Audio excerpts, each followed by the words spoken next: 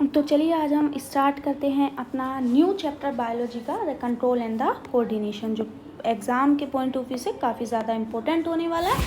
तो आज हम कवर करेंगे। सबसे पहले हम कुछ बेसिक्स बातें करेंगे, फिर अपने चैप्टर को आगे लेंगे, ठीक है। तो आई होप आप सब अच्छे से रेडी होके एनसीईआरटी की बुक लेके अपने साथ में बैठे होंगे, है ना। आपको पता ना, बिल्कुल बेसिक से कवर करने वाले हैं और एक एक पॉइंट को क्लियर करेंगे, ठीक है। तो सबसे पहले कुछ बेसिक सी बातें हैं जिसमें आपने मूवमेंट का और ग्रोथ का, इसमें ये सारा का सारा क्या है आपका बेसिक्स, है ना। तो थोड़ी सी थ्योरी सी लिखिए, पढ़ लेते हैं जल्दी से। हमने प्रीवियस चैप्टर में क्या पढ़ा, जो लाइफ प्रोसेस होता है वो मेंटेन करता है आपके फंक्शन ऑफ लिविंग ऑर्गेनिज्म को। वो स्टार्ट होता है, and if we see something moving it is alive and some of these movement are the factor the result of growth. हम देखते हैं कभी कभी क्या होता है, जो मूवमेंट होती है वो ग्रोथ को रिप्रेजेंट करती है, यानी कि किसी भी चीज़ में अगर मूवमेंट हो रही है तो वो ग्रोथ को रिप्रेजेंट करती हैं। जैसे कि आप जर्मिनेशन ऑफ सीड देखें, है ना। तो देखो सीड में ग्रोथ हो रही है, सीड ग्रोथ कर रहा है, लेकिन उसमें मूवमेंट भी हो रही है, ठीक है। तो मूवमेंट भी हो रही है और उसकी ग्रोथ भी हो रही है, ठीक है। तो ये कुछ बेसिक सी बात है, तो है ना। तो अब हम इस चैप्टर में पढ़ने क्या वाले हैं, जैसे कि बफेलो वगैरह, ये सब मूवमेंट तो आपको बेसिकली पता होगी, ठीक है। इस पैराग्राफ को आगे चलते हैं। अब जो आज है इम्पोर्टेंट टॉपिक वो है नर्वस सिस्टम, जो आज के लेक्चर में हम कंप्लीट कवर करने वाले हैं ना। ये सब बेसिक्स आप रीड करोगे समझ आ जाएगा नॉर्मली। तो सबसे पहले अगर हम बात करें कंट्रोल एंड द कोऑर्डिनेशन, तो जो कंट्रोल है वो हमारा माइंड करता है, ठीक है। तो जो ये माइंड है ना, ये कंट्रोल सेंटर कहा जाता है बॉडी का, है ना। कंट्रोल सेंटर कहा जाता है बॉडी का। और जो ये कंट्रोल सेंटर है ये कोऑर्डिनेशन के साथ वर्क करता है। कोऑर्डिनेशन का मतलब पता है क्या होता है ना। कोऑर्डिनेशन का मतलब होता है एक दूसरे की हेल्प करते हुए आगे जाना, ठीक है। और कंट्रोल का मतलब होता है कंट्रोल सेंटर, ठीक है। अभी हम पढ़ेंगे। सबसे पहले आप मेरी एक बात समझिए, देखिए अब हम क्या पढ़ने वाले हैं। सबसे पहले ये देखिए, अगर मान लीजिए जैसे एनिमल है, एनिमल में जो कंट्रोल एंड कोऑर्डिनेशन होता है वो नर्वस सिस्टम या मस्कुलर टिश्यू जिसको आप बोलते हैं वो होता है। देखो अब मैं आपको क्या बताने वाली हूँ, आपकी जितने भी सेंस ऑर्गन हैं उसमें आपके न्यूरॉन्स पाए जाते हैं। क्या पाए जाते हैं? न्यूरॉन्स। अब आप पूछोगे भाई न्यूरॉन्स क्या होता है। ये जो आप स्ट्रक्चर देख रहे हो ना, that is also called neurons. इसको न्यूरॉन्स बोलते हैं। आपकी पूरी बॉडी में ऐसे न्यूरॉन्स होते हैं, पूरी बॉडी में, ठीक है। अगर मान लीजिए, अगर हम एक बेसिक सा एग्जांपल लें, अगर मान लीजिए आपको कुछ डेंजर सिचुएशन दिखे या कुछ आपको कुछ भी चीज़, अगर आपको डिसीज़न लेना है, मान लीजिए ये एक कप टी है, इसको आप टच कर रहे हो और आप इस गर्म है ना, इसमें से काफ़ी तेज़ वेपर निकल रही है, तो आपको पता चल गया ये गर्म। तो आपके माइंड ने आपको सजेशन दिया, है ना, आपको दिया कि नहीं अगर इसको टच करेंगे तो हमें हार्मफुल होगा, हमारा हाथ जो है वो जल भी सकता है, ठीक है। तो क्या करोगे, अगर बाय चांस आपने इसको टच भी कर लिया तो तुरंत अपना हाथ पीछे करोगे, ठीक है। यानी कि तुरंत आपने रिएक्शन कर दी, ठीक है। इस वाले सिस्टम को तो रिफ्लेक्स एक्शन बोलते हैं। लेकिन आपके जो हैंड में न्यूरॉन्स थी, उन्होंने इस इंफॉर्मेशन को, देखो जैसे ये आप हो, ये आपका हैंड है, इसमें आपके थे न्यूरॉन्स। इन न्यूरॉन्स ने इस इंफॉर्मेशन को भेज दिया माइंड में। मान लीजिए ये जो माइंड है, माइंड में, ठीक है, आपके ब्रेन में भेजा। तो ब्रेन ने क्या किया, ब्रेन ने इस इंफॉर्मेशन को सुना, अरे ये तो बड़ी डेंजर सिचुएशन है, तो आपके ब्रेन ने तुरंत इस मसल को कमांड दी, हाथ पीछे ले लो, ठीक है। तो इसी तरह से न्यूरॉन्स काफ़ी ज़्यादा एक दूसरे से कनेक्ट होके एक लॉन्ग सीरीज़ बना लेते हैं, जिसकी वजह से वो कोऑर्डिनेशन के साथ वर्क करते हैं और ब्रेन आपका कंट्रोल करता है कमांड को। समझ आ गया? अब समझ आ गया होगा कंट्रोल एंड कोऑर्डिनेशन किसे बोलते हैं, ठीक है। अब पढ़ो, जैसे कि आप अर्जेंट या डेंजरस सिचुएशन में हो तो हो, we need to detect it, response to it, है ना, हमें उसे डिटेक्ट करना है और रिस्पॉन्स करना है, ठीक है। टच करके भी किसी भी हॉट ऑब्जेक्ट, तो all the information from our environment is detect by a special tip of some nerve cell. Some कुछ स्पेशल नर्व सेल होती है जो इस डेंजर सिचुएशन को डिटेक्ट कर पाती है, जिसको क्या बोलते हैं, न्यूरॉन्स। ठीक है, जो ये रिसेप्टर होते हैं ये हमारे हर सेंस ऑर्गन पर प्रेजेंट होंगे, आपकी ईयर पर, नोज़ पर, टंग पर, हर जगह। देखो ये बात इंपॉर्टेंट है, जो आपका गस्टेटरी रिसेप्टर्स होते हैं वो डिटेक्ट करते हैं टेस्ट को, एंड द ओल्फैक्टरी रिसेप्टर्स जो होते हैं वो टेस्ट करते हैं स्मेल को। तो ये ज़्यादा इंपॉर्टेंट था, ठीक ना। तो ओल्फैक्टरी वाला क्वेश्चन एक बार आया भी था, है ना, तो एमसीक्यूज़ में भी बन सकते हैं ना। देखिए जो एनसीईआरटी के छोटे छोटे पॉइंट्स जो हम कभी कभी मिस कर देते हैं ना, तो पेपर में उन्हीं से एमसीक्यू आता है। ठीक है, जैसे कि ये वाला है, मतलब बिल्कुल ऐसे, मतलब ऐसा नहीं है कि हाईलाइट करके लिखा हो, लेकिन क्वेश्चन आ जाता है इससे। ठीक है, तो छोटे छोटे पॉइंट्स को प्लीज़ मेंशन करके रखें। ठीक है, जो इन्फॉर्मेशन हमें मिली है एंड ऑफ, अच्छा पहले इसको समझ लेते हैं, फिर उसके बाद हम आगे पढ़ेंगे। इतना बात समझ में आई आपको? ठीक है, अब हम आगे क्या पढ़ने वाले हैं? ठीक है, आगे हम क्या देखने वाले हैं?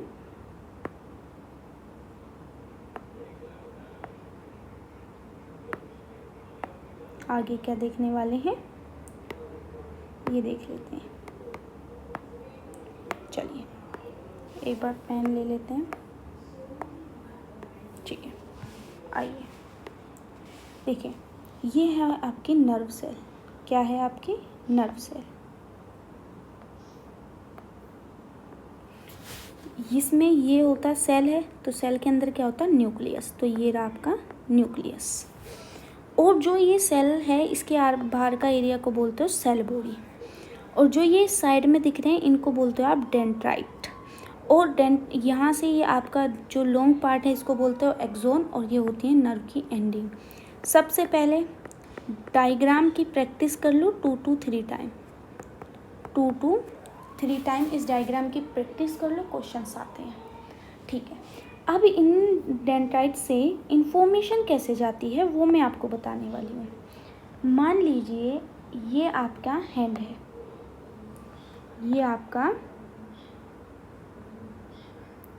हैंड है इसमें, और ये आपका ब्रेन है। ठीक है, हैंड से ब्रेन तक का हम यहाँ बना लेते हैं, यहाँ है थोड़ा स्पेस। ये मान लीजिए ये आपका, ज़्यादा सुंदर तो हैंड नहीं बना है, पर मान लीजिए इस पर क्या प्रेजेंट होगी आपकी नर्व सेल। क्या प्रेजेंट होंगी आपकी नर्व सेल? नर्व सेल है। ठीक है, तो नर्व सेल है आपकी इस टाइप से।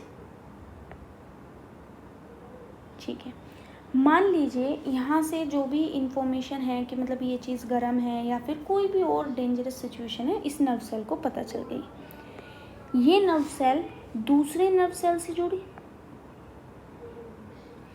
दूसरी नर्व सेल जुड़ी। ऐसे करते करते ये जुड़ते जुड़ते कहाँ तक पहुँच जाएंगी? ये पहुँच जाएंगी आपके ब्रेन तक। कहाँ तक? ब्रेन तक। जब ये ब्रेन तक पहुँच जाएंगी, ठीक है, जब ये ब्रेन तक पहुँच जाएंगी तो ब्रेन जो है वो कंट्रोल सेंटर है, वो कमांड देगा। ये जो है इसको आप क्या बोलोगे? इनपुट। क्या बोलोगे? इनपुट। और जो ब्रेन आपको भेजेगा उसको क्या बोलोगे? आउटपुट। क्या बोलोगे? आउटपुट। ठीक है, ठीक है, इसको क्या बोलोगे? आउटपुट। ठीक है, हम इसको सिंपल एक लाइन से रिप्रेजेंट कर देते हैं। ठीक है, सो ये रहा आपका इनपुट वाली लाइन, और ये जो ब्रेन ने आपके भेजी है ये आउटपुट वाली लाइन। ठीक है, जैसे ही आपको आउटपुट मिला आपने क्या किया? अपने हैंड को पैक कर लिया। तो आप ये देख लो, ब्रेन कंट्रोल करता है और नर्व जो न्यूरॉन्स है वो कोऑर्डिनेशन के साथ वर्क कर रहे हैं। ठीक है, इतनी बात समझ में आई? ठीक है, काफ़ी इंपॉर्टेंट कॉन्सेप्ट है ये, इसलिए इस पर इतना ज़्यादा वर्क करें। अब देखो, ये है आपका एक्सोन, ये वाला पार्ट। ठीक है, जो ये है ये आपकी ये है आपकी मसल्स, जहाँ भी ये कनेक्ट होना है। ठीक है, मसल फाइबर आप बोल सकते हो उसको। ठीक है, कैपिलरीज यानी कि जो अरोटा से आ रही है ना भाई, हर चीज़ को वर्क करने के लिए एनर्जी तो चाहिए, तो इसमें भी एनर्जी के लिए आपके नर्व्स वो ब्लड तो हर चीज़ को चाहिए, क्यों? क्योंकि उसको भी तो ऑक्सीजन चाहिए। ठीक है, ठीक है। और इसको जहाँ ये आपके नर्व की एंडिंग मसल्स से जुड़ रही है, इस टाइप से ये जुड़ेगी। यहाँ पे माइटोकॉन्ड्रिया पाए जाएंगे, एनर्जी। ठीक है। और इसको बोलते हैं न्यूरोमस्कुलर जंक्शन।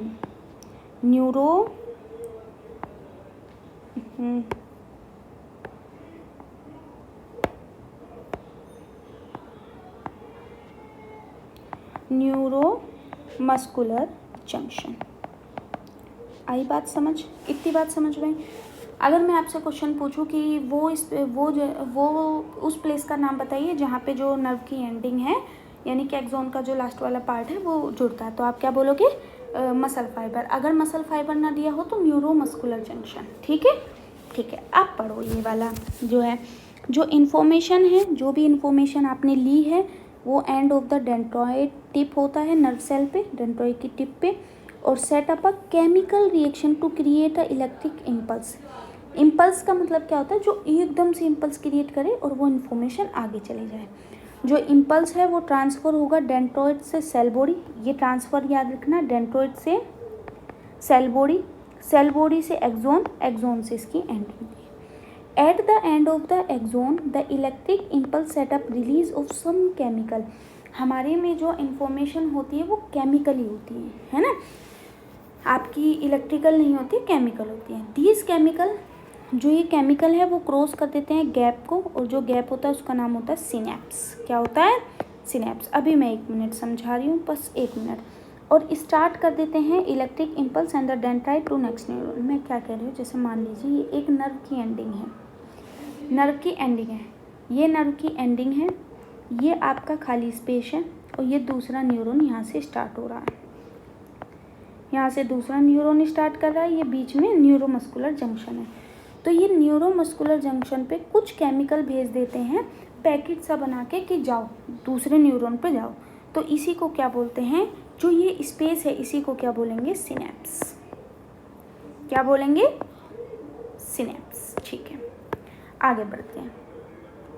ठीक है, ये एक जनरल स्कीम है, how nerve impulse transfer to the body. A similar snaps finally deliver to same impulse neuron to other cell and muscle cell to glands। ठीक है, इस टाइप का ही होता है ग्लैंड्स के बीच में भी। If no surprise that nervous tissue is made up of an organized network of nerve cell or neuron। इसमें सरप्राइज होने की बात नहीं है, जो आपका नर्वस टिश्यू है वो एक organized network of nerve cell और न्यूरॉन से मिलकर बना होता है। ये एक स्पेशलाइज्ड कंडक्टिंग इंफॉर्मेशन है electric impulse from one part to the another. ठीक है, एक स्पेशलाइज्ड कंडक्टिंग इंफॉर्मेशन है जिससे आपकी इंफॉर्मेशन कंडक्ट होती है। ठीक है, 6.1 में आप आइडेंटिफाई करोगे the part of a neuron where the information is acquired and the information travel कर रही है इलेक्ट्रिक इम्पल्स से। हाँ, और where the impulse must be converted into the chemical signal and onward transmission। Okay, पता चल गया आपको? ठीक है, ठीक है। अब पढ़ते हैं हम रिफ्लेक्स एक्शन। अगेन इम्पोर्टेंट हो जाता है रिफ्लेक्स एक्शन। रिफ्लेक्स एक्शन क्या है? जो हमने अभी नॉर्मल केस पढ़ा था कि हमने किसी भी चीज़ को अगर हम टच कर रहे हैं तो उसकी इन्फॉर्मेशन ब्रेन तक जा रही है, ब्रेन उसके ऊपर कमांड दे रहा है। नॉर्मल सिचुएशन तो यही होती है ना। अब मैं आपको पढ़ाना शुरू करती हूँ। आपने अभी तक क्या पढ़ा? आपने अभी तक पढ़ा कि भाई अगर यहाँ पे कप रखा है चाय का, ठीक है, अगर आपने इसको टच करना है ना, आपने सोचा कि मैं इसको टच करूँ, आपके हैंड ने ये कोशिश की कि इसको टच करूँ, है ना, ये गर्म है, आपके हैंड ने इसको टच कर लिया, यही इन्फॉर्मेशन गई, भाग के गई, मतलब ये मान लीजिए कि ये जो सारा प्रोसेस हम बता रहे हैं ना, ये मिली सेकेंड्स में हो जाता है ना। ऐसा नहीं है उसको जाने के लिए बहुत टाइम लगेगा, है ना। अगर इतना टाइम लगता तो इतने तो हो जाएगा। ये ब्रेन में गई, ब्रेन क्या करेगा? ब्रेन तुरंत ही इसको आउटपुट भेज देगा, ले भाई तेरे को क्या करना है, ठीक है भाई, तेरे को हैंड बैक करने हैं, पीछे कर लो अपने हैंड, ठीक है। ठीक है, ये है आपकी, और इसको बोलते हैं इनपुट, इसको बोलते हैं आउटपुट। ठीक है भाई, ये बात थी आपके ब्रेन की। ठीक है, ये बात थी आपके ब्रेन की। ठीक है,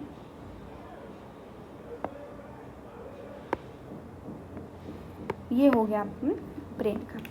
नॉर्मल सिचुएशन की अगर हम बात करेंगे तो नॉर्मल सिचुएशन में क्या होगा, यही चीज़ होगी। लेकिन अब हम बात कर रहे हैं रिफ्लेक्स एक्शन की। रिफ्लेक्स एक्शन क्या होता है? रिफ्लेक्स का मतलब होता है सडन, यानी कि अचानक कुछ चीज़ हो जाए तो हमारा जो माइंड है वो एकदम से ही सडन मोमेंट में एकदम से ही एक्शन ले लेता है। ले लेता है कि नहीं ले लेता? हाँ, ले लेता है। तो जो एक अगर हम ये चीज़ देखें कि भाई अगर हम एकदम से देखें कि अगर हम किसी चीज़ को टच कर रहे हैं, अगर वो इन्फॉर्मेशन ब्रेन तक जाएगी, ब्रेन से, तो टाइम लगेगा, है ना। सोच विचार करने का इतना समय नहीं है कि हमें क्या करना है। तो इस सिस्टम को जो एकदम सडन होता है, इस सिस्टम को बोलते हैं रिफ्लेक्स एक्शन। क्या बोलते हैं? Reflex action.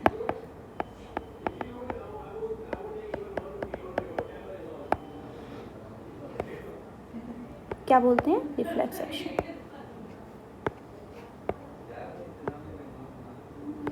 चलिए आगे बढ़ते हैं। ठीक है, इतना समझ में आया? रिफ्लेक्स एक वर्ड है जो कि कॉमनली सडन एक्शन के लिए रिस्पॉन्सिबल होता है, जो कि हो रहा हो इन्वायरमेंट में, जैसे कि कहीं jump out of the way in bus, reflexly I put my hand back from the flame, है ना। जब कोई फ्लेम जल रही हो तो एकदम से हम अपना हाथ पीछे कर लेते हैं। और ये हंगरी है तो हमारे माउथ से वाटर आने लगता है ना। तो ये मतलब हमारा माइंड, मतलब इसमें ये नेचुरल चीज़ें हैं, इसमें हमारे माइंड का इतना कंट्रोल नहीं है ना। तो ये सडन चीज़ें हैं। What exactly do we mean? A common idea in all the example is that we do something without thinking about it. हम कुछ कर रहे हैं बिना सोचे समझे और without feeling in the control of our reaction, और हमें लगता है ये हमारे कंट्रोल में है ही नहीं, है ना। काफ़ी डीपली लाइन लिखी है, मैं इसको थिंक करके सोचना एक बार। Yet these situations are those responding with the some action in the change in the environment, how it control coordination achieve in this situation। इस सिचुएशन में क्या करें? ठीक है, एक एग्जांपल लेते हैं, वही वाला। टचिंग कर रहे हो आप एक फ्लोएम को, अर्जेंट है, डेंजरस सिचुएशन है, और इनफैक्ट फॉर मैनी एनिमल, है ना। रिस्पॉन्स हो गया इसका, है ना। सिंपल वे में अगर हम इस चीज़ को सोचें तो हमें पेन होगा, पॉसिबिलिटी टू गेट बर्न, और इसकी भी पॉसिबिलिटी कि हम जल जाएं। ठीक है, and therefore move out our hand. A important question then is how long wit is take to think all this. इतना समय तो है ही नहीं कि हम इतना सब कुछ सोच सकें। The answer depend on how we think. In nerve impulse are send around the way and we are talking about the earlier thinking in the evolve in the creation of impulse. देखिए, हमें ये surprise नहीं होना है कि thinking tissue in our body dense network of arrangement होती है neurons की हमारी बॉडी में, है ना। बहुत ही ज़्यादा डेंस होती है ना। और ये सब, हाँ मैं आपको बताना भूल गई, यहीं पे बता देते, जो ब्रेन है ना, देखो अब एक चीज़ और देखना,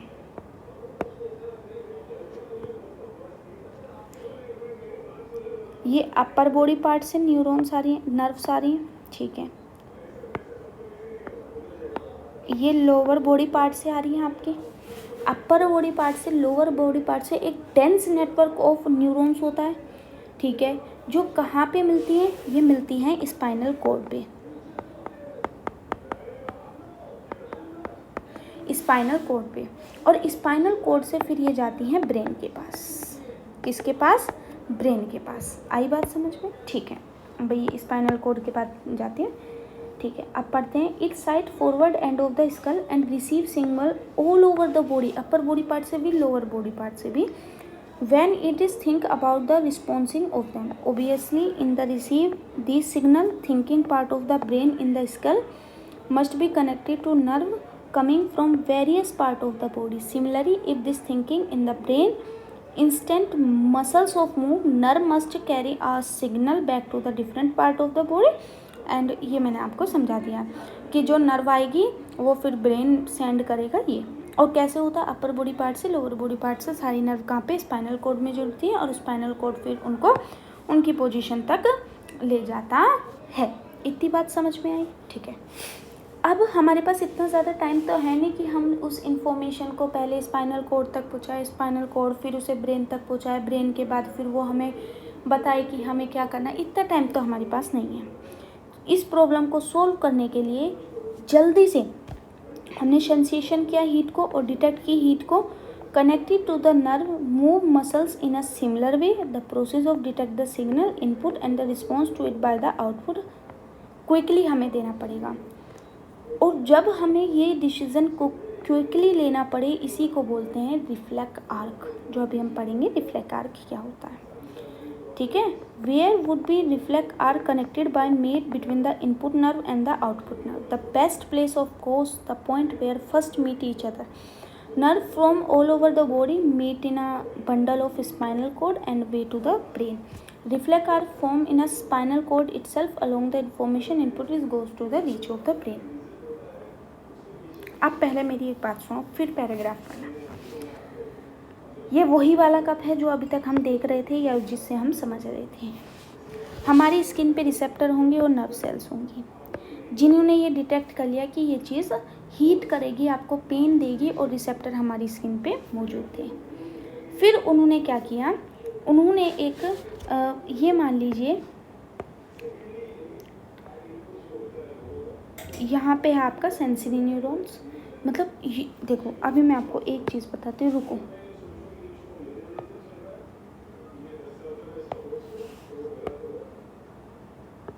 देखो ये रिसेप्टर है, ये हीट देगा, ये पेन देगा, ठीक है।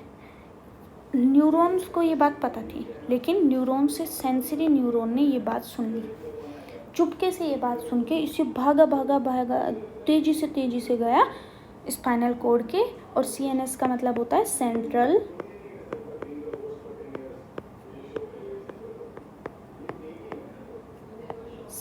Nervous system. क्या होता है? Central nervous system, spinal cord है ना, स्पाइनल कॉर्ड में मिलते हैं। अब हमारे पास इतना टाइम तो था नहीं कि भाई वो मैसेज, ऑल्दो वो मैसेज ब्रेन तक जाएगा, आपको बाद में पता चल जाता है कि हमने ऐसा क्यों किया, वो ब्रेन तक जाएगा, लेकिन स्पाइनल कॉर्ड क्या कहेगी, वो कहेगी कि भाई इतना टाइम नहीं है हम पे, उसका हाथ जल्दी से चल जाएगा, तुम जल्दी से इन्फॉर्मेशन लो, मैं तुम्हें बता रही हूँ। यही कहेगा ब्रेन भी, मुझे पता है तुम तो ये बात इसने बुलाया मोटर न्यूरॉन को, central nervous system. Motor neuron यहाँ आया, मोटर न्यूरॉन ने ये बात जाके आपकी मसल्स को बता दी कि हाथ को पीछे ले लो, ठीक है, हाथ को पीछे ले लो, ठीक है। तो इफेक्टिव जो है मसल्स इन द आर्क, बात में समझ पाई। लेकिन आपसे क्वेश्चन कैसे पूछे, भाई देखो इतना टाइम नहीं है कि वो मैसेज ब्रेन तक जाए, ऑल्दो ब्रेन तक तो जाएगा, लेकिन जल्दी डिसीजन लेना है तो स्पाइनल कॉर्ड आपका जल्दी से डिसीजन लेके आपको बता देगा। इसमें से जो क्वेश्चन आता है वो आता है जो आपका इनपुट, जो इनपुट ले जाती है उस नर्व को क्या बोलते हैं, आप बोलोगे सेंसरी न्यूरॉन, और जो आपका आउटपुट लेके आती है उसको क्या बोलोगे, मोटर न्यूरॉन। ये क्वेश्चन आता है,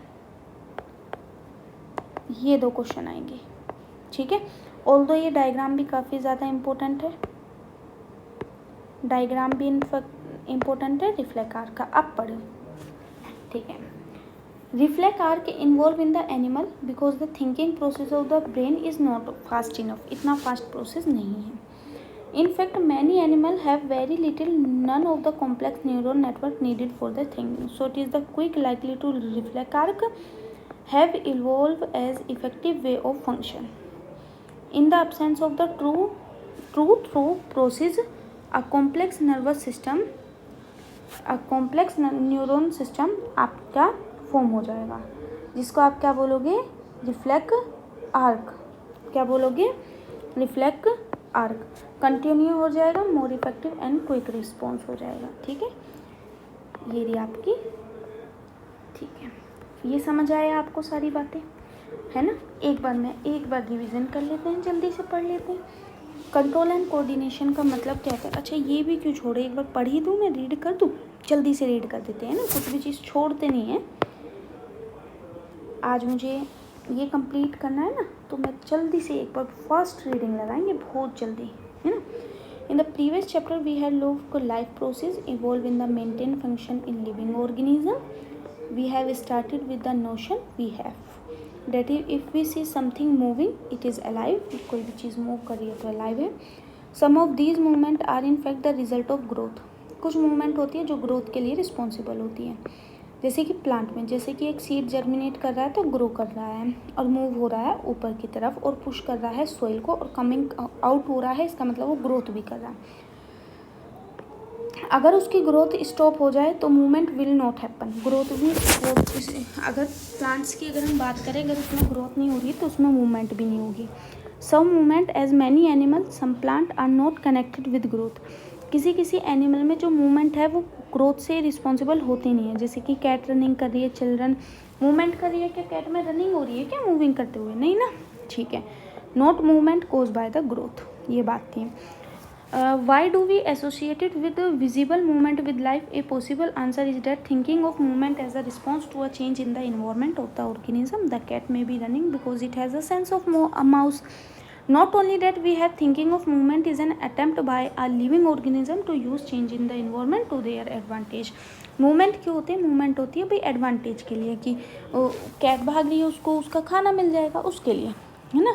बफेलो जो मूवमेंट करी है वो खाने को डाइजेस्ट करने के लिए. ब्राइट लाइट फोकस हो रही है आपकी आई पे तो टच हो तो, है ना, तो डिटेक्ट कर रहे हैं चेंज को, रिस्पॉन्स कर रहे हैं विद मूवमेंट, प्रोटेक्ट करने के लिए अपने आप को.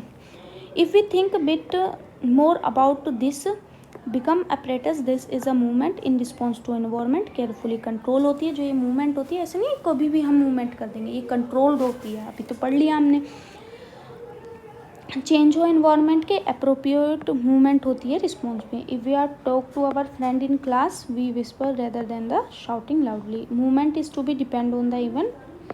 control movement connection होता है, connect movement in the response in the system control coordination in keep the general principle to go.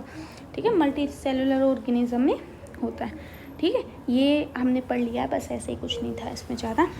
Nervous system हमने पढ़ा. न्यूरॉन्स काफ़ी ज़्यादा इंपॉर्टेंट है. न्यूरॉन्स में अच्छा मैं आपसे पहले क्वेश्चन पूछती हूँ, न्यूरॉन्स में जो ट्रांसफ़र होता है वो किस टाइप से होता है? आपको पता है ना, न्यूक्लियस से सेल बॉडी से आपका वो न्यूक्लियस डेंटाइट से आपका सेल बॉडी से एक्सोन से नर्व की एंडिंग होती, नर्व एंडिंग होगा तो नेक्स्ट जो न्यूरॉन है उसके डेंटाइट्स कनेक्ट हो जाएंगे, फिर नेक्स्ट करके इस तरह से एक कोऑर्डिनेशन सिस्टम बनता है. जहाँ पे नर्व और मसल्स आपकी कनेक्ट होती है उसको क्या बोलते हैं? Neuromuscular junction. जहाँ पे माइटोकॉन्ड्रिया ज़्यादा पाई जाती है, भाई एनर्जी चाहिए ना इस प्रोसेस में तो काफ़ी ज़्यादा. और जब दो न्यूरॉन आपस में जो जिसके थ्रू एक दूसरे के साथ वो ट्रांसफ़र करते हैं इंफॉर्मेशन को, उस प्लेस को बोलते हैं सिनेप्स. क्या बोलते हैं? सिनेप्स. आपने देखा होगा हम जो भी हैं न्यूरॉन्स इनपुट देती है ब्रेन को. ब्रेन कंट्रोल सेंटर होता है. ब्रेन आपको कहता है कि नहीं ये काम नहीं करना है, आपको आउटपुट दे देता है. ठीक है, आउटपुट देता है ब्रेन, आपको आउटपुट देता है. लेकिन हम अगर रिफ्लेक्स आर्क की बात करें तो हमारे पास इतना इनफ टाइम नहीं होता है कि हम ब्रेन के डिसीजन का वेट करें. तो तुरंत हमें आउटपुट देने के लिए या तुरंत हमें उस करने के लिए तुरंत आपका रिफ्लेक्स एक्शन वर्क करने लगाता है. जो सारी न्यूरॉन्स हैं अपर बॉडी पार्ट से लोअर बॉडी पार्ट से, फिर से मेंशन कर रही हूँ, अपर बॉडी पार्ट से लोअर बॉडी पार्ट से जितने भी न्यूरॉन्स हैं वो कहाँ पे मिलती है? स्पाइनल कोड से फिर वो कहाँ पे जाती है? ब्रेन में. ठीक है, तो ये था. और रिफ्लेक्स आर्क में input sensory neuron, output motor neuron. तो इन दोनों को तो ध्यान रखना. आगे अभी हम चैप्टर में 2 वर्ड को यूज़ करेंगे. और जो कल का लेक्चर है उसमें हम कवर करेंगे अपने ह्यूमन ब्रेन को. अगेन ह्यूमन ब्रेन काफ़ी ज़्यादा इम्पोर्टेंट है. फिर ह्यूमन ब्रेन को कंप्लीट करेंगे हम. ठीक है, फिर एक लास्ट लेक्चर लगेगा जिसमें हम अपने एंडोक्राइन सिस्टम को समझेंगे. ठीक है, तो आई होप आपको समझ में आया होगा, अच्छे से समझ में आया होगा. क्वेश्चन प्रैक्टिस करिएगा. ठीक है, सो